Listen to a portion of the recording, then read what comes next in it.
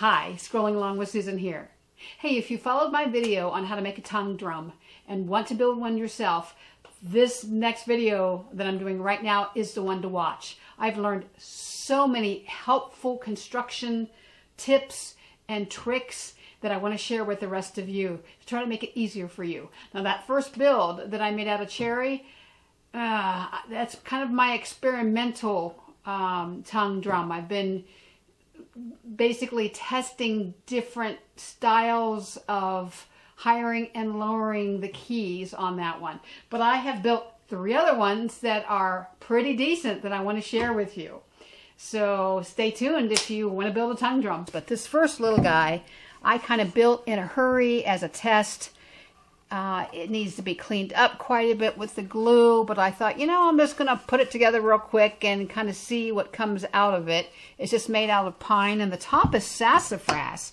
It's only 1/4 inch thick, and I thought, sassafras, it's only about 650 on the Janka scale, so I didn't expect too much out of it, but I love the sound of it. So it is tuned to the key of D.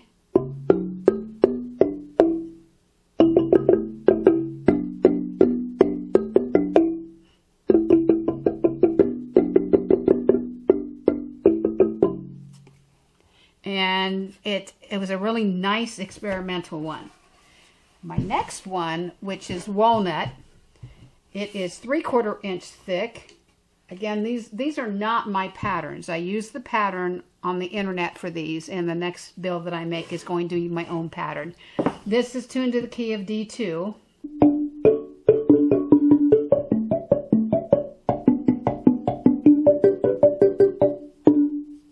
And I like the way that it sounds, but it's a little tintier. It's a little higher pitch. My big boy that I have here is made out of red oak. It's 5/8 inch thick. It's tuned to the key of C. Don't go away again. Don't make that play again. The music I want to hear is once again whispered in my ear. Oh, my darling,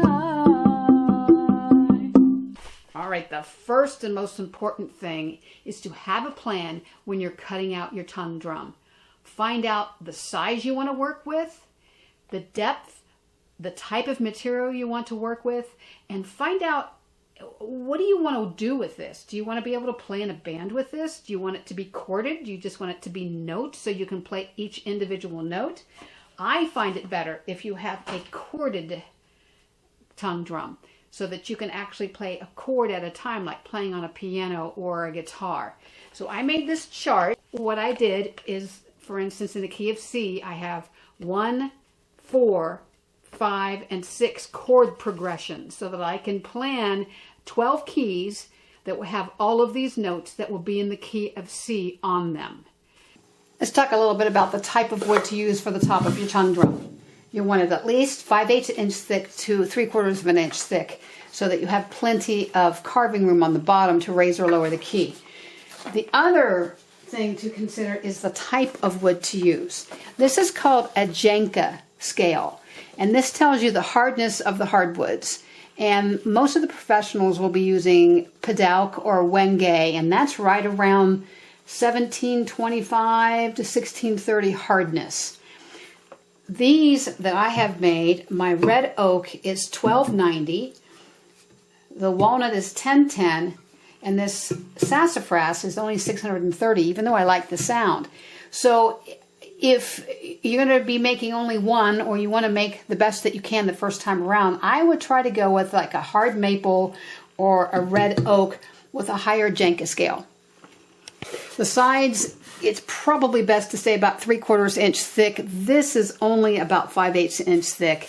Thus, the ends, you need to make sure that your pattern that you're using has at least 2 inches on both ends so you can offer the proper support for your tongue drum. That I had to actually use 2 different kinds of wood and a little extra piece way down here, if you can see that, because there was still a gap between my keys and the sides. So butt it up right against where you cut the keys out. and your ends can be made of whatever material you want too. I decided to use a pretty walnut on either end just for looks, and the rest of it can be simple. It can be just pine if you want, or poplar. I like poplar a lot.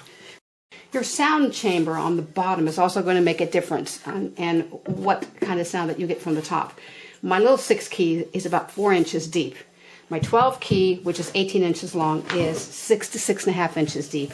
And my other 12 key, which is 22 inches long, is 6.5 to 7 inches deep. This is crucial. You must have it fit very snugly to the top, to the body of the box. Don't worry about the bottom right now, but there can be no gaps. It has to fit snugly or you will not get a proper sound out of it. Make sure that you sand before tuning, because that will make a difference in the sound that you're going to be coming up with. I also use masking tape, and once I've sanded, I'm going to check each pitch of each key and write it down so that I know where I'm going from there and what key I'm going to be using. To check the keys and the sound, there's a bunch of different things that you can use. I use something called Tuner Lite, which is a free app online. I use a handheld Korg chromatic tuner, but I just discovered another one called Airy-Ware. It's $4.99, but it's $4.99. It's well worth it. And I use all 3 of them because I want to be as accurate as possible. So I will check with the first one and get fairly close with each note, and then I will fine tune it. I also use a piano app because I can hear a little bit clearer sometimes with the piano app. When it gets to those low notes, sometimes it's difficult to hear. But I want to suggest that you use a backup tuning system so you can get as accurate as possible. And I'm going to check this D. And it will show where it registers as a D. Show you if you need to go up, which this needs to go slightly up. So you took your tuner, you banged on each note, you wrote down what note is what it's closest to, and now you have to determine with your chart which key to work with. Now this happens to be the key of D because these lower notes there's 4 lower notes here, were closest to the D, the G, the A, and the B, so I can remove the least amount of material. Then I have a chart here that I wrote down what I'm looking for, what I want to end up with, and what these keys are. And you write it both on this side and the underside because it's very confusing once you flip it over. You want to make sure that you have the right key, obviously. To take off material, you want to take off no more than 2 note difference. So this B here, if it was a G and I needed to raise it to a B, I could do that by removing a lot of material off the top part of this key. Let me move it up here a little closer. If you want to lower the note, which is a lot easier to lower the note, you take off material on the bottom part of the key. Now to take off material, when I have a great amount of material like this to take off, I will be using a Forstner bit first to drill a bunch of different holes in there to remove a lot of the mass wood. And then I will come back and use a chisel to make sure material is removed from one side all the way to the other and is somewhat smooth. You don't want to leave lips because the sound won't be as good. And I also use a spoon carving kit.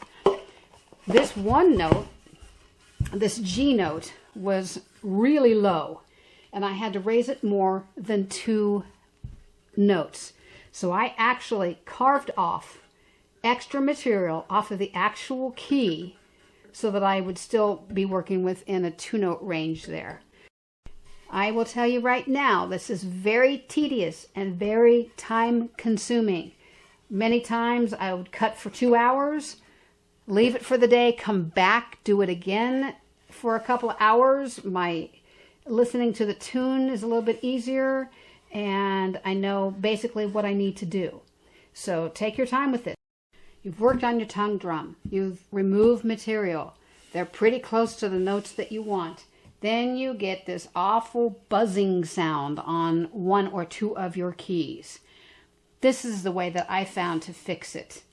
You have to hold down in different areas and to see how you can get that sound better.